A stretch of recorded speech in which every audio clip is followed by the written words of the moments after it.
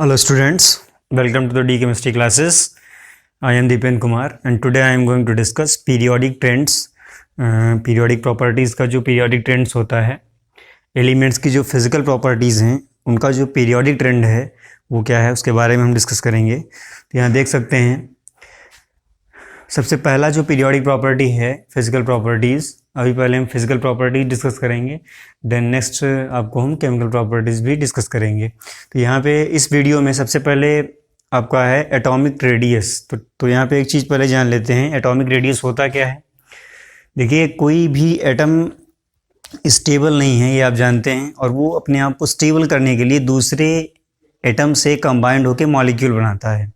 तो जो atomic radii है वो उन दोनों एटम्स के जो कंबाइंड स्टेट में हैं उनके बीच की जो न्यूक्लियर डिस्टेंस है, ठीक है, उनका हाफ होता है। ठीक है, यहाँ पे देख सकते हैं जो एटॉमिक रेडियाई है, distance between the atoms in combined state. Combined state का मतलब ये है कि जब आपका एटम दूसरे एटम से कंबाइंड होता है तो वहाँ पर वो क्या करता है, अपने आप को मॉलिक्यूलर फॉर्म में डेवलप कर लेता है।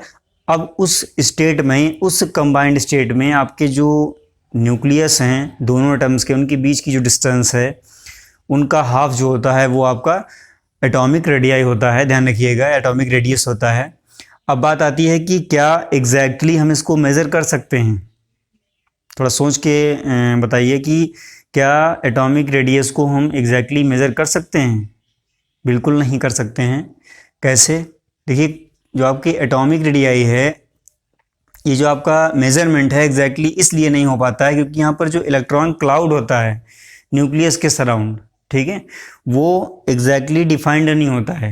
इतना सॉलिड या शार्प बाउंड्री उसकी नहीं होती है कि हमें पता चल जाए कि यहाँ तक इलेक्ट्रॉन एग्जिस्ट कर रहे हैं, जिससे हम एटम का साइज़ आसानी से बता सकें। तो यहाँ पर एक कॉम्प्लिकेशन आता है, ये जो आपका इलेक्ट्रॉन क्लाउड है इसकी वजह से ये थोड़ा सा शार्प नहीं होता है।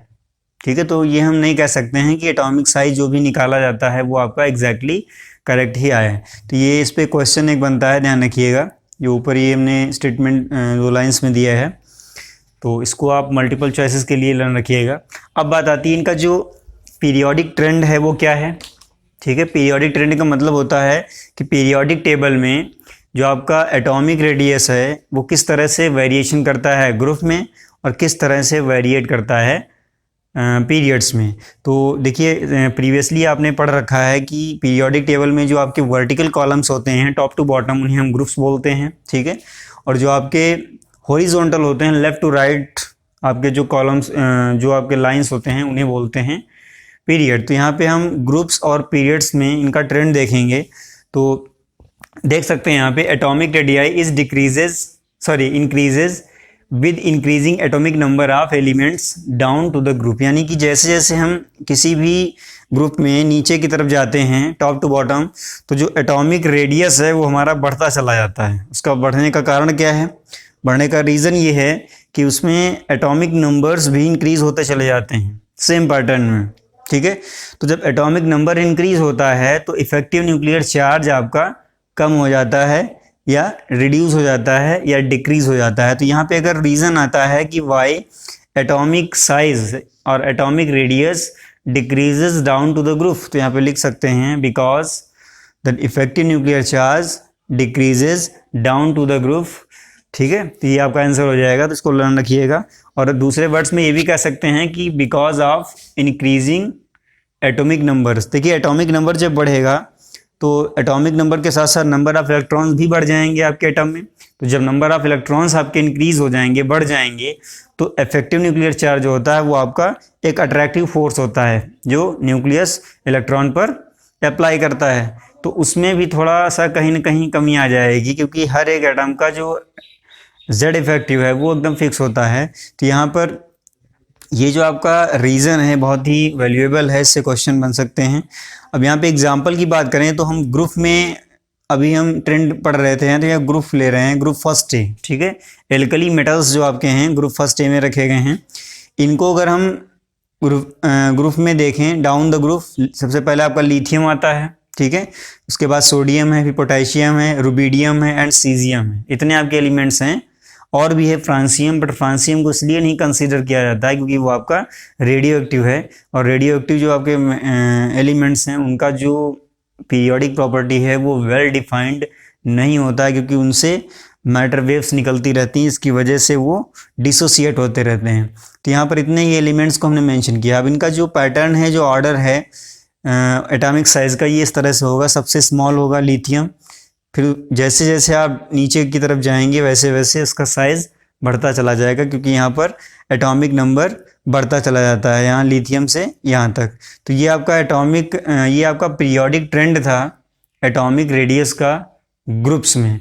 अब बात आती है कि जो आपका एटॉमिक रेडियस है उसका ट्रेंड हम पीरियड्स में कैसे देखेंगे। तो यहाँ देख सकते हैं पीरियड्स में लेफ्ट टू राइट जब चलते हैं तो एटॉमिक साइज डिक्रीज होता है। हमेशा ध्यान रखिएगा, एटॉमिक साइज डिक्रीज होता है। क्यों डिक्रीज होता है? क्योंकि Z इफेक्टिव बढ़ जाता है, ध्यान रखिएगा। अब देखिए इन दोनों पॉइंट से एक बात ये निकल के आती है कि ज़रूरी नहीं है कि आपका एटॉमिक साइज हमेशा एटॉमिक नंबर के साथ ही बढ़ता हो। उसमें Z इफेक्टिव जो है, ये इफेक्टिव न्यूक्लियर चार्ज जो आपका होता है वो अपना मेन रोल प्ले करता है, तो ये हमेशा ध्यान रखिएगा। तो यहाँ पर जो आपका एटॉमिक साइज है वो पीरियड्स में हमेशा लेफ्ट टू राइट, यानी कि ग्रुप फर्स्ट ए से चलेंगे 17th ग्रुप तक, ठीक है। हालांकि टोटल 18 ग्रुप आपके हैं इसमें पीरियोडिक टेबल में, बट आपको केवल फर्स्ट ए से 17th ग्रुप यानी कि 7th ए ग्रुप तक ही जाना है। उसके बाद के जो 0 ग्रुप के एलिमेंट्स हैं जिन्हें नोबल गैसेज एलिमेंट बोलते हैं, उनको हम अलग से स्टडी करते हैं। उनकी जो पीरियोडिक प्रॉपर्टीज़ हैं वो हम अलग से ही स्टडी करते हैं। इसलिए केवल जो ट्रेंड है आपका किसी भी पीरियड में, किसी भी सीरीज़ के लिए, किसी भी एलिमेंट के लिए, वो आपका लेफ्ट टू राइट केवल फर्स्ट ए ग्रुप से 17th ग्रुप तक ही आपका देखा जाता है। ये चीज़ हमेशा ध्यान रखिएगा। तो यहाँ पर पीरियड्स की हम बात कर रहे थे, तो पीरियड्स में ये आपका जो एटॉमिक साइज़ है, जैसे जैसे आप लेफ़्ट टू राइट मूव करते हैं 17 ग्रुप तक, वैसे वैसे आपका साइज़ डिक्रीज़ होता चला जाता है विद इंक्रीजिंग एटॉमिक नंबर। यानी इनको एटॉमिक नंबर इनका बढ़ता जाता है बट इनका साइज़ कम होता जाता है। क्यों? क्योंकि Z इफेक्टिव जो है वो बहुत ही बढ़ जाता है, या इफेक्टिव न्यूक्लियर चार्ज आपका इंक्रीज़ हो जाता है। ये चीज़ आप ध्यान रखिएगा। तो यहाँ पे एग्जांपल के तौर पे सेकेंड पीरियड के हमने एलिमेंट्स कुछ लिए हुए हैं। यहाँ लिथियम है, बेरिलियम है, बोरान है, carbon, nitrogen, oxygen and fluorine. ये आपके ऐसे एलिमेंट्स हैं जो सेकेंड पीरियड में हैं। और अगर इधर लेफ़्ट टू राइट आप मूव करेंगे तो आपको देखने को मिल रहा है यहाँ से यहाँ तक जैसे जैसे बढ़ते जाते हैं वैसे वैसे जो एटॉमिक साइज़ है वो डिक्रीज़ होता चला जाता है। यहाँ पे मेंशन भी कर दिया है decreasing order of atomic size. तो ये आपका एटॉमिक रेडियस का पीरियोडिक ट्रेंड था, ठीक है। वो किस तरह से पीरियड्स में और ग्रुप्स में पीरियोडिकली वेरिएट करता है या वेरिएशन होता है उसको भी आपने जाना है। तो इस पे छोटे छोटे क्वेश्चन भी बनते हैं बहुत सारे, जैसे कि हमने अभी ऊपर आपको बताया था कि ये जो पॉइंट है ये एक क्वेश्चन दे सकता है आपको, बहुत ही स्टैंडर्ड टाइप के जो एग्ज़ाम्स हैं उसमें। और एक और पॉइंट है इसमें कि जो आपके नोबल गैस एलिमेंट्स होते हैं उनमें एटॉमिक रेडियाई कंसीडर नहीं की जाती है। एटॉमिक रेडियस को कंसीडर ही नहीं करते हैं। क्यों नहीं करते हैं? अभी हमने आपको बताया था कि जब आपका एटॉमिक रेडियस कैलकुलेट किया जाता है तो ये माना जाता है, जैसे एग्जांपल अगर हम लें, मान लें कि यहाँ पे 2 एलिमेंट्स हैं कैपिटल A एंड B, ये दोनों आपके बॉन्ड फॉर्म करते हैं, ठीक है। अब इनके बीच की जो डिस्टेंस है D, इसको अगर हम कैलकुलेट कर लें और उसका हाफ कर दें तो ये आपका हो जाएगा रेडियस, ठीक है। बट यहाँ पर जो आपका नोबल गैस है इसमें जितने भी आपके नोबल एलिमेंट्स हैं, चाहे आपका हीलियम हो, ठीक है, नियान हो, आर्गन हो, क्रिप्टॉन हो, जीनान हो या फिर रेडान हो, कोई भी हो, ये सारे के सारे आपके एलिमेंट्स कैसे हैं? मोनो एटॉमिक होते हैं। ध्यान रखिएगा, ये जितने भी आपके एलिमेंट्स हैं ये सब आपके मोनो एटॉमिक होते हैं और इसमें कोई भी ऐसा एलिमेंट नहीं है जो किसी से रिएक्शन करके नॉर्मल कंडीशंस में कंपाउंड बना लेता हो। तो जब आपका ये कंबाइंड स्टेट में अवेलेबल ही नहीं है तो आप इनकी रेडियस कैसे निकाल पाएंगे? इनके बीच की जब डिस्टेंस नहीं निकाल पाएंगे तो उसका रेडियस भी नहीं आ पाएगा। तो इसलिए जो आपके एटॉमिक रेडियाई हैं वो नोबल गैसेज एलिमेंट्स के लिए कंसीडर नहीं किए जाते हैं, क्योंकि ये सारी की सारी मोनोएटॉमिक हैं या मोनोटॉमिक एलिमेंट्स हैं या मोनोटॉमिक गैस हैं। इनमें बॉन्डिंग कैपेसिटी नहीं होती है, इसलिए इनका हम एटॉमिक रेडियाई में या एटॉमिक रेडियाई को इनके केस में कंसीडर नहीं करते हैं। इसको आप ध्यान रखिएगा। नेक्स्ट आपका है सेकेंड आयनिक रेडियाई। तो आयनिक रेडियाई को जानने से पहले हम ये जान लेते हैं कि ये किन पर हम निकालते हैं। ठीक है, एटॉमिक रेडियाई और आयनिक रेडियाई में डिफरेंस है। आयनिक रेडियाई जो होता है वो आयंस के बीच का डिस्टेंस होता है। ठीक है, जैसे यहाँ पे एटम्स के बीच का डिस्टेंस था, उसका हाफ किया था, वैसे आयनिक रेडियाई में क्या करते हैं, आयनिक रेडियाई में दो आपके जो आयंस हैं, अब दो आयंस आपके कौन कौन से हो सकते हैं, एक आपका कैटायन होगा, दूसरा आपका एनायन हो सकता है। तो कैटायन और एनायन के बीच का जो डिस्टेंस है उसका हाफ जो निकालते हैं आप, उसे हम आयनिक रेडियाई बोलते हैं। तो यहाँ पर देखिए सबसे पहले हम ये जानते हैं एनायन और कैटायन क्या होता है। देखिए कैटायन जो आपका है वो तब फॉर्म होता है जब कोई भी न्यूट्रल एटम एक आपका इलेक्ट्रॉन लॉस कर देता है या इलेक्ट्रॉन्स लॉस करता है। जब इलेक्ट्रॉन लॉस करता है, लूज करता है, तो उस पर पॉजिटिव चार्ज आता है। तो जो भी आपकी पॉजिटिव चार्ज स्पीसीज बनती है उसे हम कैटायन बोलते हैं। और जो नेक्स्ट आपका है एनायन, एनायन में जस्ट इसका अपोजिट होता है। उसमें जो न्यूट्रल एटम है जब एक इलेक्ट्रॉन गेन कर लेता है या इलेक्ट्रॉन्स को गेन करता है, ठीक है, तो उस पर नेगेटिव चार्ज डेवलप होता है। और जो नेगेटिव चार्ज डेवलप होता है तो वो जो नेगेटिवली चार्ज स्पीसीज है उसे हम एनायन बोलते हैं। ध्यान रखिएगा। तो कैटायन और एनायन आई थिंक आपको क्लियर हो गया होगा कि क्या होता है। एक इलेक्ट्रॉन लॉस करने से कैटायन बनेगा, एक इलेक्ट्रॉन गेन करने से एनायन बनेगा। अब बात आती है आयनिक कंपाउंड्स क्या होते हैं। यही आपके जो कैटायन और एनायन हैं जब कंबाइंड हो जाते हैं आयनिक बॉन्ड के थ्रू, तो वहाँ पर आपका आयनिक कंपाउंड बनता है। तो आयनिक कंपाउंड में जो आपके दो आपके जो स्पीसीज हैं, एक कैटायन है एक एनायन है, उनके बीच की जो डिस्टेंस है उसका हाफ जो होता है उसे हम बोलते हैं आयनिक रेडियाई। अब बात आती है इनका जो पीरियोडिक ट्रेंड है वो पीरियोडिक टेबल में क्या है। तो पीरियोडिक टेबल में क्या इसका होना चाहिए, जैसे आपका एटॉमिक रेडियस में था वैसे ही सेम ट्रेंड आपका आयनिक रेडियाई में भी होता है। तो यहाँ पर एक बार हम फिर से रिपीट करेंगे इसको कि जो आयनिक रेडियाई है वो किस तरह से ग्रुप्स में वेरी करती है और किस तरह से पीरियड्स में वेरी करती है। तो पहला पॉइंट है ionic radii is increases down to the group, यानी कि जैसे जैसे टॉप टू बॉटम चलते हैं ग्रुप में आयनिक रेडियाई बढ़ती चली जाती है। ठीक है, दूसरा ये है कि आयनिक रेडियाई जो है पीरियड्स में वो आपकी क्या होगी, डिक्रीज होती चली जाएगी। जैसे जैसे आप अक्रॉस द पीरियड जाएंगे वैसे वैसे डिक्रीज होती जाएगी। तो यहाँ पर एक लाइन हमने मेंशन भी की है, इसको आप ध्यान रखिएगा। इसमें जो रीज़न है आपका जो एटॉमिक रेडियस में था वही आपका यहाँ भी रहेगा। अब एक इसमें और जानने वाली बात यह है कि अगर कभी कभी क्वेश्चन आ जाते हैं कैटायन और एनायन पर, कि कैटायन जो होता है अपने पेरेंट एटम से छोटा होता है, ठीक है, और जो आपका एनायन है वो अपने पेरेंट एटम से बड़ा होता है।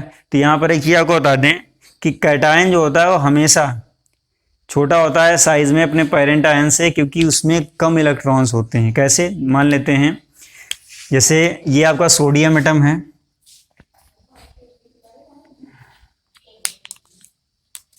ठीक है, इससे अगर एक इलेक्ट्रॉन आप बाहर कर देते हैं -1 इलेक्ट्रॉन, तो यहाँ पर एक पॉजिटिव चार्ज आ जाएगा। अब इसमें आपके कितने इलेक्ट्रॉन थे, 10 इलेक्ट्रॉन्स थे। यहाँ पे 11 इलेक्ट्रॉन होते हैं क्योंकि इसका जो एटॉमिक नंबर है वो 11 होता है। अब यहाँ पर एक इलेक्ट्रॉन जब बाहर चला जाएगा तो यहाँ पर कितने इलेक्ट्रॉन्स बचेंगे, आपके 10 इलेक्ट्रॉन बचेंगे। तो जब 10 इलेक्ट्रॉन बचेंगे तो इसमें इलेक्ट्रॉन कम हो गए, इलेक्ट्रॉन कम हो गए तो इसका साइज क्या होगा, कम हो जाएगा। अब बात आती है इफेक्टिव न्यूक्लियर चार्ज, इसमें क्या उस पर कुछ असर पड़ेगा, ठीक है, क्या उस पर कोई भी असर पड़ेगा? तो यहाँ पर बिल्कुल असर नहीं पड़ेगा, वो बिल्कुल चेंज नहीं होगा, अनचेंज रहेगा, कांस्टेंट रहेगा। तो ये चीज़ आप, इसमें दो चीज़ें मैंने आपको बताई हैं। एक तो कैटायन जो होता है अपने पेरेंट एटम से, ये देख सकते हैं यहाँ पे जो हमने सोडियम यहाँ पे लिखा हुआ है ये पेरेंट एटम है, और ये आपका क्या है, ये कैटायन है। पेरेंट एटम का मतलब जिससे वो बना हुआ है। तो यहाँ पर ये जो आपका है ये बड़ा होगा साइज में, ये छोटा होगा, ठीक है। तो ये चीज़ आप ध्यान रखिएगा। दूसरा एक और इसमें रीज़न हो सकता है कि नंबर ऑफ इलेक्ट्रॉन्स के अलावा अगर असर्शन रीजन टाइप में आपका कोई ऐसा क्वेश्चन आ जाए तो उसमें एक और भी रीजन आपका ट्रू हो सकता है कि यहाँ पर जो अट्रैक्टिव फोर्स होता है, न्यूक्लियस का जो अटेंशन है वो थोड़ा सा बढ़ जाता है। कैसे बढ़ जाता है? देखिए यहाँ पे 11 इलेक्ट्रॉन थे, तो अभी जो न्यूट्रल एटम है उसमें जो आपका न्यूक्लियस है सोडियम एटम का, वो 11 इलेक्ट्रॉन्स पर अटेंशन दे रहा है। अभी एक इलेक्ट्रॉन आप उसमें से निकाल लेते हैं तो उसका अटेंशन, ठीक है, उसके अटेंशन की प्रेजेंस में एक इलेक्ट्रॉन आपने निकाल लिया तो उसको थोड़ा सा बुरा लगेगा। तो वो क्या करता है, बाकी जो उसमें 10 इलेक्ट्रॉन्स बचते हैं उन पर अपना अटेंशन बढ़ा देता है, इंक्रीज कर देता है। इसकी वजह से साइज़ क्या होता है, कम हो जाता है। तो ये चीज़ आप ध्यान रखिएगा और इसको नोट कर लीजिए, इसका स्क्रीनशॉट ले लीजिए।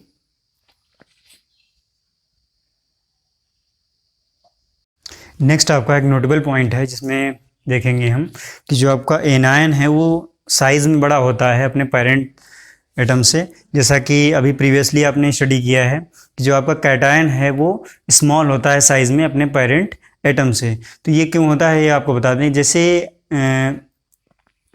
जैसे ही आप किसी भी न्यूट्रल एटम में एक इलेक्ट्रॉन ऐड करते हैं देन वो आपका एनायन बन जाता है, ठीक है।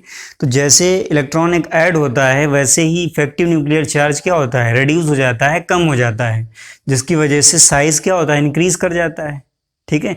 या यूँ कह सकते हैं कि जब एक एक्स्ट्रा इलेक्ट्रॉन किसी भी न्यूट्रल एटम में ऐड किया जाता है तो उसमें जो पहले से इलेक्ट्रॉन्स होते हैं उसमें और जो बाद में ऐड किया जाता है उनमें रिपल्शन होता है, इलेक्ट्रॉनिक रिपल्शन होता है, इसकी वजह से जो साइज़ है एटम का वो या स्पीसीज़ का वो एक्सपैंड हो जाता है थोड़ा सा।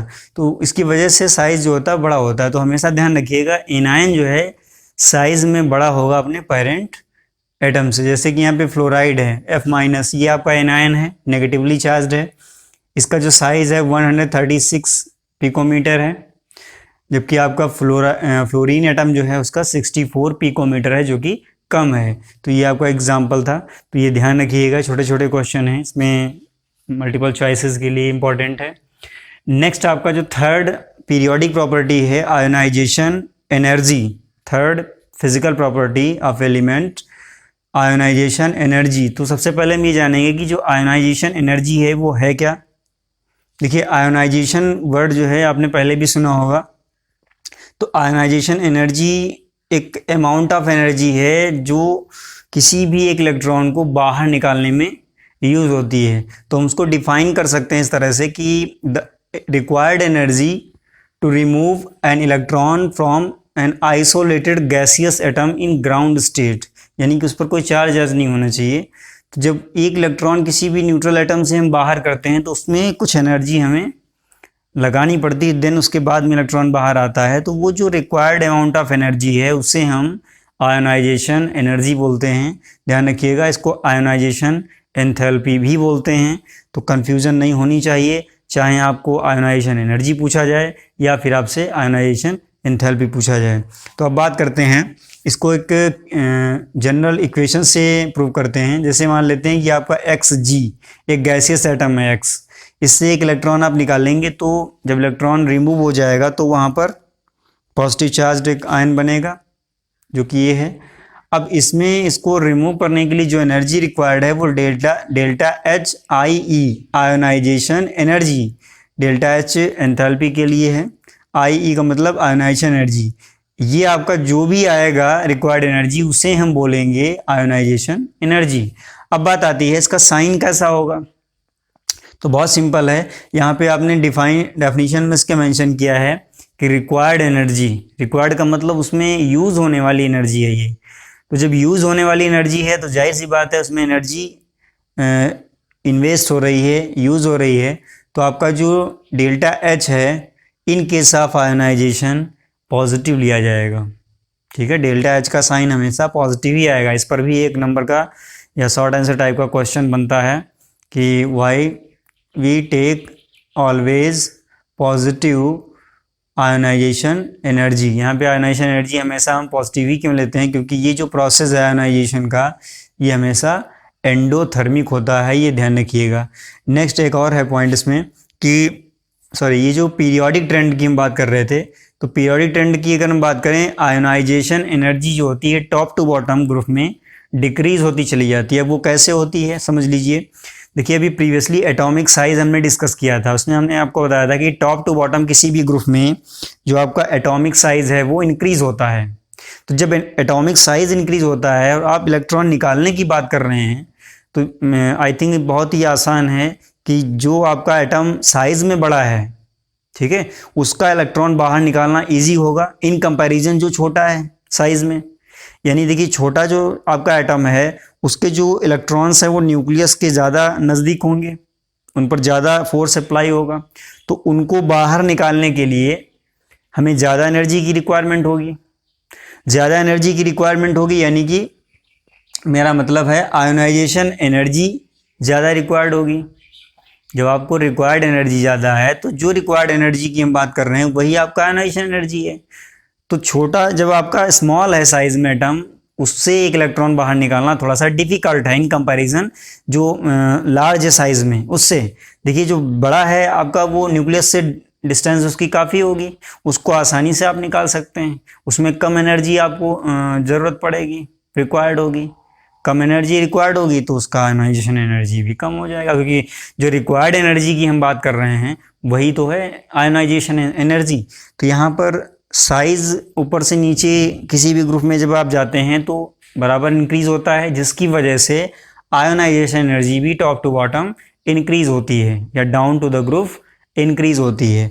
दूसरा जो पीरियोडिक ट्रेंड है पीरियड्स में वो इस तरह से है कि लेफ़्ट टू राइट यानी कि फर्स्ट ए ग्रुप से लेकर हैलोजन्स तक हम चलते हैं तो हमको ये मिलता है कि जो आयोनाइजेशन एनर्जी है उसमें सक्सेसिव इंक्रीज मतलब इंक्रीमेंट होता है। इंक्रीमेंट क्यों होता है?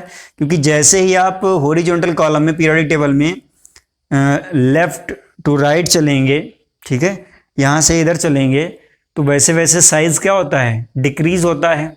साइज डिक्रीज़ होता है तो अभी हमने आपको बताया था कि ग्रुप में जब साइज़ इंक्रीज होता है तो वैसे वैसे इलेक्ट्रॉन को बाहर निकालना भी आसान होता है, यानी कि आसान है तो एनर्जी उसमें कम रिक्वायर्ड होगी। अब साइज जब डिक्रीज होता चला जाता है तो वैसे वैसे क्या होता है? इलेक्ट्रॉन को निकालना भी डिफ़िकल्ट होता चला जाता है। जब इलेक्ट्रॉन को निकालना डिफ़िकल्ट होता चला जाता है तो आपकी आयोनाइजेशन एनर्जी भी ज़्यादा हो जाती है। तो ये बहुत आसान है, इसको बिल्कुल समझ के पढ़िएगा, ताकि अगर आप इसको रट के पढ़ेंगे तो आई थिंक कहीं ना कहीं ज़रूर आप गलत करके आएंगे। तो ये आपका पीरियोडिक ट्रेंड था आयोनाइजेशन एनर्जी के केस में।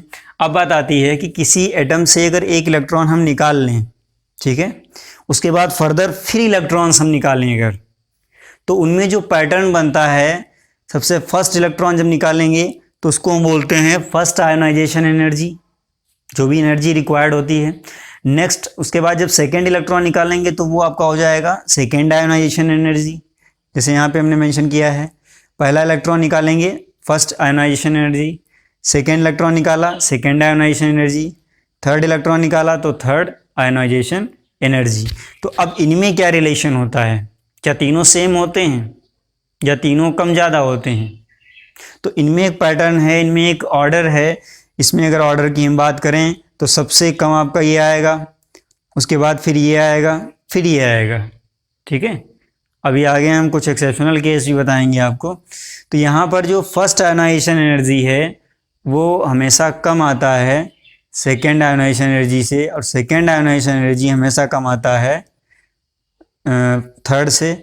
या यूँ कह सकते हैं कि जो सक्सेसिव आपकी आयोनाइजेशन एनर्जी हैं वो बढ़ती चली जाती हैं, क्योंकि जैसे जैसे इलेक्ट्रॉन कम होते जाते हैं एटम से वैसे वैसे एटम का साइज़ क्या होता जाता है? छोटा होता जाता है, स्मॉल होता जाता है। तो यहाँ पर एक ये ऑर्डर हमने मेंशन किया है, delta H1 is less than delta H2 is less than delta H3। तो आई थिंक ये आपको क्लियर हो गया होगा और इसको अच्छे से नोट भी कर लीजिएगा। अब बात आती है जो एक्सेप्शनल केस की हम बात कर रहे थे, तो देखते हैं इसमें एक्सेप्शनल केस कौन कौन से हैं। देखिए ऑक्सीजन और नाइट्रोजन का अगर आप देखें इलेक्ट्रॉनिक कॉन्फ़िगरेशन, यहाँ पे देख सकते हैं ये आपका नाइट्रोजन है, 7 होता है एटॉमिक नंबर उसका, 1s2 2s2 2p3।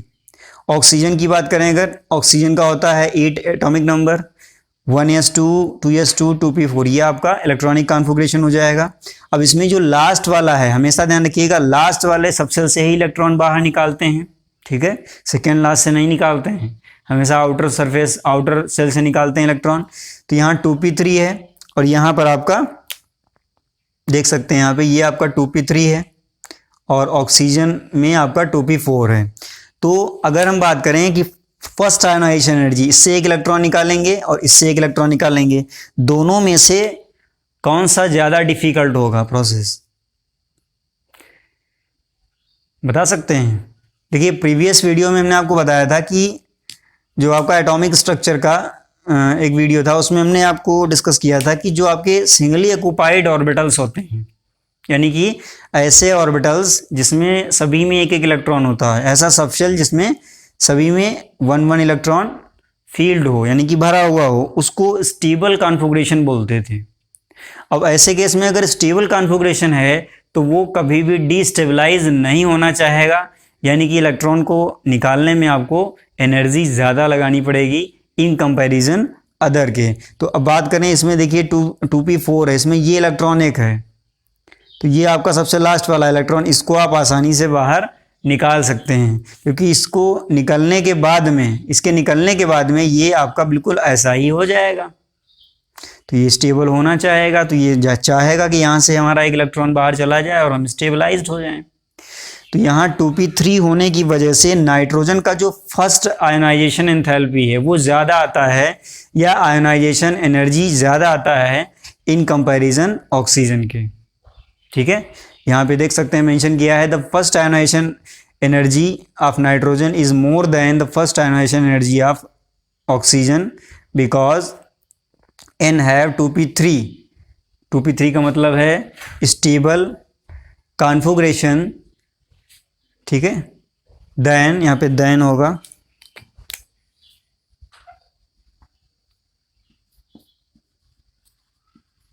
(2p4) इन ऑक्सीजन, यानी कि 2p4 जो आपका कॉन्फ़िगरेशन है वो आपका लेस स्टेबल है।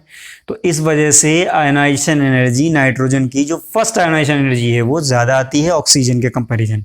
अब बात आती है कि अगर हम एक और इलेक्ट्रॉन निकालने की बात करें, यानी कि सेकेंड आयोनाइजेशन एनर्जी की बात करें, तो अब सेकेंड आयोनाइजेशन एनर्जी जो है ऑक्सीजन की ज़्यादा आएगी। क्यों ज़्यादा आएगी, देख सकते हैं यहाँ पे, यहाँ 2p3 था, एक इलेक्ट्रॉन जब निकल जाएगा तो ये क्या बन जाएगा, 2p2 बन जाएगा, और यहाँ पर 2p4 है, एक इलेक्ट्रॉन जब बाहर निकल जाएगा तो यहाँ पर आ जाएगा 2p3। ठीक है, अब यहाँ 2p2 आएगा, यहाँ पर 2p3 आएगा। तो 2p3 अभी हमने आपको प्रीवियसली डिस्कस किया है कि 2p3 आपका स्टेबल होता है, क्योंकि वो सिंगली ऑक्युपाइड ऑर्बिटल्स होते हैं, सबशेल होते हैं, और सिंगली ऑक्युपाइड आपका जो सबशेल होता है वो स्टेबल होता है अदर से। ठीक है, तो यहाँ 2p3 बनेगा, यहाँ 2p2 बनेगा। तो जब 2p3 और 2p2 बन रहे हैं, इसमें 2p3 आ रहा है ऑक्सीजन के केस में, नाइट्रोजन के केस में 2p2 आ रहा है। तो 2p2 से इलेक्ट्रॉन निकालना इजी है या फिर 2p3 से निकालना इजी है? 2p3 से डिफिकल्ट होगा, क्योंकि 2p3 आपका स्टेबल कॉन्फ़िगरेशन हो जाएगा। तो जब 2p3 से डिफिकल्ट है और 2p3 से आप जो निकाल रहे हैं इलेक्ट्रॉन, वो सेकेंड इलेक्ट्रॉन है, यानी कि सेकेंड आयोनाइजेशन एनर्जी जो है ऑक्सीजन की ज़्यादा आती है नाइट्रोजन से। इसको मैंने यहाँ पे एक्सप्लेन भी किया है। नाइट्रोजन का 2p3 है, उससे एक इलेक्ट्रॉन निकलने के बाद 2p2 बनता है। अब 2p2 से इलेक्ट्रॉन निकालना थोड़ा इजी है, क्योंकि ये लेस स्टेबल हो गया। बट यहाँ 2p4 होता है, इसका एक इलेक्ट्रॉन जब इससे निकल जाएगा तो यहाँ पर जो O लिखा है ये ऑक्सीजन है, यहाँ पे ऑक्सीजन, और ये नाइट्रोजन के लिए है। ठीक है, तो ये ध्यान रखिएगा, मेंशन किया है। तो ये जो आपका 2p4 है, ये एक इलेक्ट्रॉन निकलने के बाद 2p3 बनेगा, 2p3 बनेगा, तो ये आपका स्टेबल है। तो अब जो सेकेंड इलेक्ट्रॉन आप निकालने जा रहे हैं वो इसमें आपको ज़्यादा दिक्कत आएगी इसके कंपैरिजन, इसलिए यहाँ पर ज़्यादा एनर्जी आपको लगानी पड़ेगी। जब यहाँ ज़्यादा एनर्जी लगानी पड़ेगी तो आपका आयोनाइजेशन एनर्जी इनक्रीज़ हो जाएगा, बढ़ जाएगा। और ये जो आयोनाइजेशन एनर्जी की हम बात कर रहे थे यहाँ से इलेक्ट्रॉन निकालने की, वो आपका सेकेंड आयोनाइजेशन एनर्जी था, ध्यान रखिएगा, क्योंकि फर्स्ट तो यहाँ निकलने के बाद ये बनता है। ठीक है, तो इसको नोट कर लीजिए, इसका स्क्रीनशॉट ले लीजिए और अच्छे से इस चीज़ को समझ भी लीजिए। नेक्स्ट आपका एक नोटेबल पॉइंट है, देख सकते हैं यहाँ पे, the effective nuclear charge experienced bye valency electron in an atom will be less than the actual charge on the nucleus. देखिए जो आपका इफेक्टिव न्यूक्लियर चार्ज है ये कम आता है, ठीक है, जो आपका एक्चुअल चार्ज होता है न्यूक्लियस पे उससे, क्योंकि यहाँ पे जो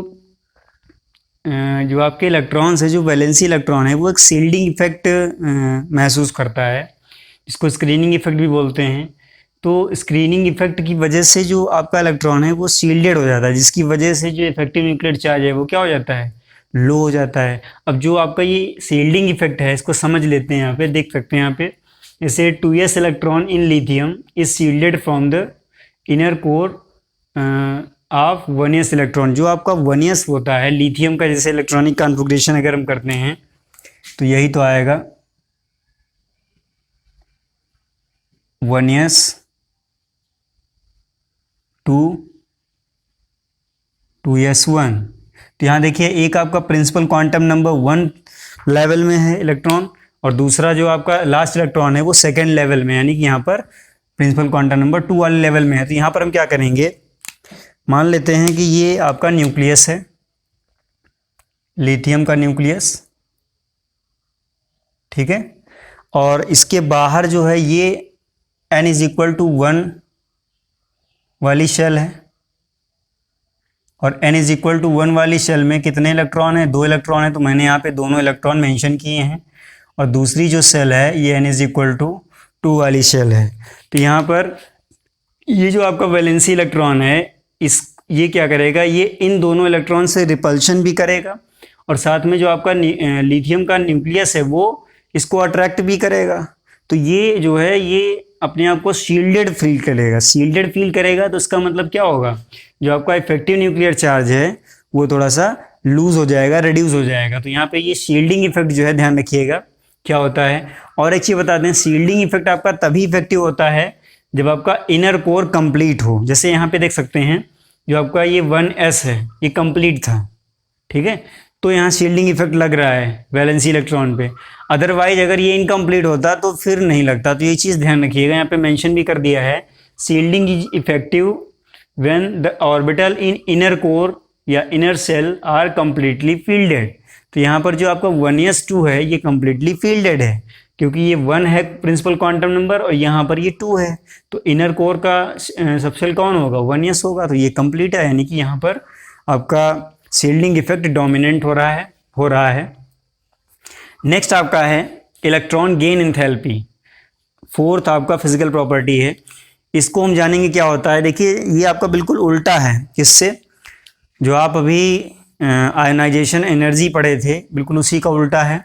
इलेक्ट्रॉन गेन एंथैल्पी में क्या है, एक इलेक्ट्रॉन हम उसमें ऐड करते हैं, जबकि आयनाइजेशन एनर्जी में क्या होता था, उसमें से एक इलेक्ट्रॉन हम बाहर निकालते थे। तो यहाँ पर इसका उल्टा होता है कि जो आपका एंथैल्पी चेंज होता है जब हम एक इलेक्ट्रॉन किसी न्यूट्रल गैसियस एटम में ऐड करते हैं, तो उसे हम इलेक्ट्रॉन गेन एंथैल्पी बोलते हैं। अब देखिए इसको हमने केमिकल एक्सप्रेशन के थ्रू दिखाया है। मान लेते हैं Xg जो है कोई गैसियस एटम है, उसमें एक इलेक्ट्रॉन ऐड किया तो आपका एनायन फॉर्म होगा, और देन उसके बाद जो एनर्जी रिलीज होगी या फिर एब्जॉर्ब होगी वो आपकी हो जाएगी डेल्टा H E A का मतलब यहाँ पे एक चीज़ बता दें कि इलेक्ट्रॉन गेन एंथैल्पी को इलेक्ट्रॉन एफिनिटी भी कहीं कहीं मेंशन करते हैं। तो electron affinity electron gain enthalpy दोनों एक ही बात है। तो यहाँ पर E A का मतलब है इलेक्ट्रॉन एफिनिटी, ये आपका जो है वैल्यू ये इलेक्ट्रॉन एफिनिटी है। अब बात आती है इसका जो साइन है, डेल्टा H का जो साइन है, जैसे आयोनाइजेशन एनर्जी में मैंने आपको बताया था कि वो आपका पॉजिटिव होता है क्योंकि रिक्वायर्ड एनर्जी थी। अभी यहाँ पे नहीं हम कह सकते हैं कि रिक्वायर्ड है या फिर लूज हो रही है, तो वो आपका कैसे हम डिसाइड करेंगे, देख सकते हैं। जो आपका साइन है वो डिपेंड करता है कि एलिमेंट किस टाइप का है, ठीक है। अगर एक इलेक्ट्रॉन देने से वो स्टेबल हो जाता है तब तो वो एक्सोथर्मी प्रोसेस होगा, और अगर वो पहले से ही स्टेबल है तो फिर वो एंडोथर्मिक हो जाएगा। तो यहाँ पे देख सकते हैं द प्रोसेस इज एंडोथर्मिक और exothermic is depends on the element. Element किस टाइप का है, एग्जांपल में जैसे आपका ग्रुप 17 है, 17 ग्रुप के जो एलिमेंट्स हैं वो हैलोजन होते हैं, हाईली इलेक्ट्रोनेगेटिव होते हैं, और सभी का इलेक्ट्रॉनिक कॉन्फ़िगरेशन Np5 होता है। यहाँ पे देख सकते हैं एक ही एग्जांपल हमने लिया है Cl17, इसका electronic configuration 1s2 2s2 2p6 3s2 3p5 ये आपका आता है। तो यहाँ 3p5 जो है आपका लास्ट सबसेल का लास्ट ऑर्बिटल है, इसमें एक इलेक्ट्रॉन जब डालेंगे तो 3p6 में चला जाएगा, 3p5 3p6 हो जाएगा। जब 3p6 हो जाएगा तो 3p6 जो है आपका ये आर्गन, यहाँ पे इसको हम ग्रीन से मेंशन किए दे रहे हैं, आर्गन का ये जो है इलेक्ट्रॉनिक कॉन्फ़िगरेशन होता है। आर्गन किस में? नोबल गैसेस एलिमेंट्स में आता है, तो ये नोबल इलेक्ट्रॉनिक कॉन्फ़िगरेशन में आ गया। अब जो नोबल इलेक्ट्रॉनिक कॉन्फ़िगरेशन होता है वो स्टेबल होता है, ठीक है, स्टेबलाइज्ड हो गया। तो स्टेबलाइज्ड कोई भी एटम है वो होना चाहेगा, तो यहाँ पर जो आपकी रिक्वायर्ड एनर्जी है वो क्या होगी? इवॉल्व होगी, बाहर निकलेगी, वो अपने आप को स्टेबलाइज कर रहा है। तो यहाँ पर जो आपका हैलोजन के केसेस में है वो आपका एक्सोथर्मिक प्रोसेस होता है, या इलेक्ट्रॉन गेन करने का जो प्रोसेस है वो एक्सोथर्मिक होता है, और वहाँ पर जो एंथैल्पी है या इलेक्ट्रॉन गेन एंथैल्पी है इसका साइन हमेशा नेगेटिव लिया जाता है, ध्यान रखिएगा। दूसरा, अगर नोबल गैसेस हों, नोबल गैसेस का मतलब जैसे अभी हम बात कर रहे थे, यहाँ पर ये 3p6 जो है ये नोबल इलेक्ट्रॉनिक कॉन्फ़िगरेशन है, 3p6 है, 4p6 है, 5p6 है, इस तरह से np6 टाइप का सभी का होता है। तो यहाँ जो नोबल गैसेस हैं, जो जीरो ग्रुप के एलिमेंट्स हैं, उनका बहुत ही high positive electron gain enthalpy आता है। क्यों? क्योंकि वो पहले से ही स्टेबल हैं, और अगर उसमें एक इलेक्ट्रॉन आप डाल देंगे तो वो जो आपका इलेक्ट्रॉन है वो नेक्स्ट प्रिंसिपल क्वांटम लेवल में जाएगा, ठीक है, उसकी जो प्रिंसिपल क्वांटम नंबर है चेंज हो जाएगी। देख सकते हैं यहाँ पे, अगर ये 2s2 आ जाए, उसके बाद में सेकेंड जब पूरा सबसेल कंप्लीट हो जाए, उसके बाद अगर एक इलेक्ट्रॉन आप बाहर डाल रहे हैं उसमें, तो वो थर्ड लेवल में जाएगा। थर्ड लेवल के लिए बहुत ज़्यादा एनर्जी की रिक्वायरमेंट होगी, तो यहाँ पर जो प्रोसेस है वो कैसा हो जाएगा? एंडोथर्मिक हो जाएगा। बहुत ही सिंपल है, इसको बहुत अच्छे से इन पॉइंट्स को लर्न रखिएगा। इनसे रीजन असर्शन टाइप के जो क्वेश्चंस हैं बहुत सारे बनते हैं, मल्टीपल चॉइसेस भी बनते हैं, और आपके शॉर्ट आंसर टाइप के भी क्वेश्चंस बनते हैं, पूछे जा सकते हैं। काफ़ी वैल्यूफुल आपके ये पॉइंट्स हैं, इनको लर्न रखिएगा। नेक्स्ट एक और पॉइंट है, फर्स्ट इलेक्ट्रॉन गेन एंथैल्पी जो है ऑक्सीजन की वो लेस नेगेटिव होती है than the first electron gain enthalpy of fluorine. तो बहुत आसान है, देखिए फ्लोरीन का ये जो इलेक्ट्रॉन गेन एंथैल्पी है ये लेस नेगेटिव होने का रीज़न क्या है? देखिए फ्लोरीन जो है जब एक इलेक्ट्रॉन गेन कर लेता है तो उसका जो इलेक्ट्रॉनिक कॉन्फ़िगरेशन है वो नोबल इलेक्ट्रॉनिक कॉन्फ़िगरेशन यानी कि स्टेबल कॉन्फ़िगरेशन 2p6 में पहुंच जाता है। जब 2p6 में हो जाता है तो ऐसे में इलेक्ट्रॉन का एडिशन ईजी हो जाता है। तो वो जब इलेक्ट्रॉन का एडिशन ईजी है तो उसमें जो आपकी इलेक्ट्रॉन गेन एंथैल्पी है वो भी क्या हो जाएगी? कम हो जाएगी। इसका मतलब ज़्यादा पॉजिटिव आएगी। तो जो आपका ये केस है ये लेस, यहाँ पे जो आपका लिखा हुआ है first electron gain enthalpy of oxygen में ऐसा होने वाला नहीं है, तो ये लेस नेगेटिव आती है, यानी कि इसकी इलेक्ट्रॉन गेन एंथैल्पी थोड़ी सी कम आती है, ध्यान रखिएगा।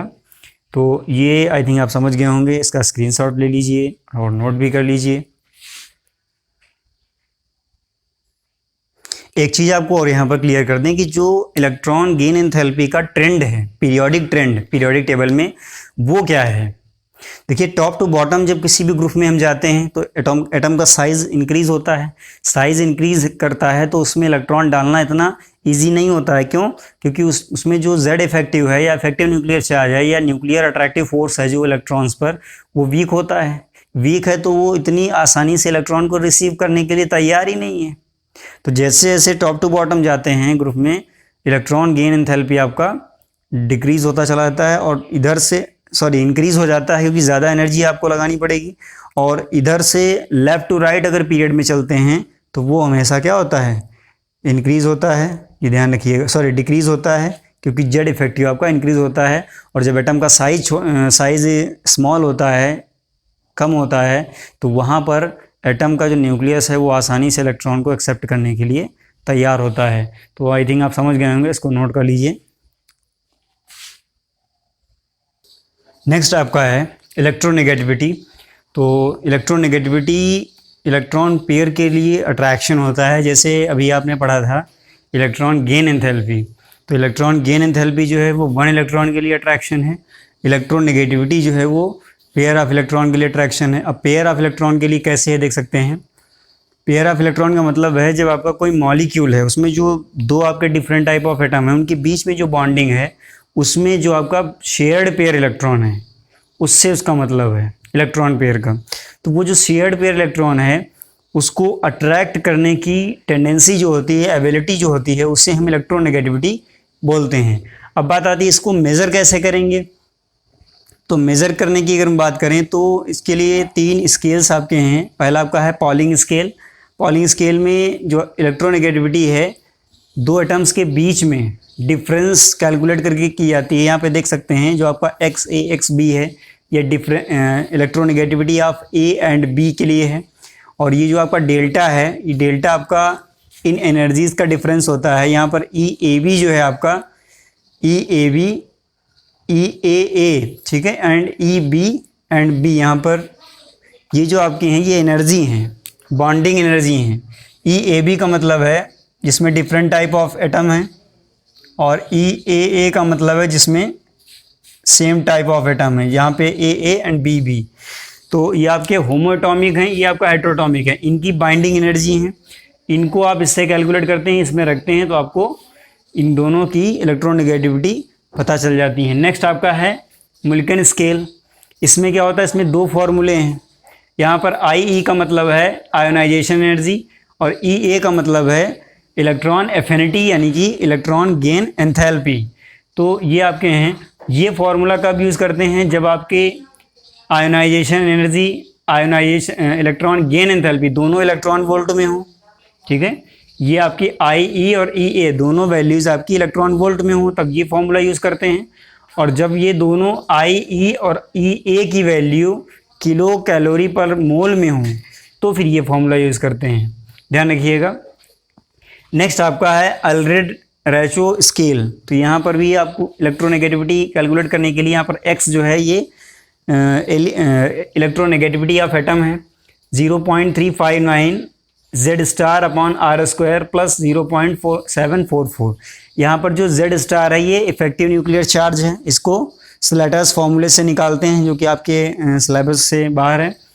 और R जो है ये आपका कोवलेंट रेडियस है, ठीक है। तो ये दोनों अगर आपसे पूछा जाता है तो ये गिवन होती हैं। अब बात आती है कि जो इलेक्ट्रोनेगेटिविटी है इसका पीरियोडिक ट्रेंड क्या है, ये कैसे ग्रुप में ऊपर से नीचे या पीरियड में लेफ़्ट टू राइट वेरिएट होता है। तो इलेक्ट्रोनेगेटिविटी जो है वो किसी भी ग्रुप में टॉप टू बॉटम हमेशा डिक्रीज़ होता है, क्योंकि एटम का साइज़ इंक्रीज़ होता है। एंड किसी पीरियड में लेफ़्ट टू राइट, यानी कि फर्स्ट ए ग्रुप से लेकर 7th ए ग्रुप तक, ग्रुप 1 से लेकर ग्रुप 17 तक इंक्रीज़ होती चली जाती है। क्यों इंक्रीज़ होती है, क्योंकि एटम का साइज़ डिक्रीज़ होता जाता है। या दूसरे वर्ड्स में कह सकते हैं कि जो आपका इफेक्टिव न्यूक्लियर चार्ज है इलेक्ट्रॉन पर इलेक्ट्रॉन, वो आपका इंक्रीज़ होता चला जाता है। तो यहाँ पर ये पॉइंट है इसके लिए। और जो आपके मोस्ट इलेक्ट्रोनेगेटिव एलिमेंट्स हैं वो आपके हैलोजेंस होते हैं, ग्रुप 17 एलिमेंट, क्योंकि सबसे लास्ट में ट्रेंड वहीं तक जाता है। तो ये ध्यान रखिएगा, इसको नोट कर लीजिए, स्क्रीनशॉट भी ले लीजिए। और अभी आपको एक वर्कशीट मिलेगी, इसको आपको सॉल्व करना है। और अगर हमारे चैनल को अभी तक नहीं सब्सक्राइब किया है तो प्लीज़ चैनल को सब्सक्राइब करें, सामने का जो बेल आइकन है उसे ही प्रेस करें, ताकि हमारा जो नया वीडियो है उसका अपडेट आप तक ज़रूर पहुँचे।